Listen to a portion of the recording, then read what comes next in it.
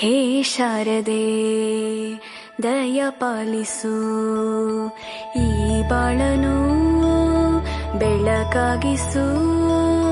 ಹೇ ಶಾರದೆ ದಯ ಪಾಲಿಸು, ಈ ಬಾಳನು ಬೆಳಕಾಗಿಸು. ನಾಳೆಗಳ ದಾರಿಯಲೇ ನಂಬಿಕೆಯ ನೆಲೆಯಾಗಿರಿಸು, ಮುನ್ನಡೆಸು. ಕೈ ಹಿಡಿದು ನಾವಾಡೋ ಪದ ಪದದಲ್ಲೂ ಸಂಚರಿಸು.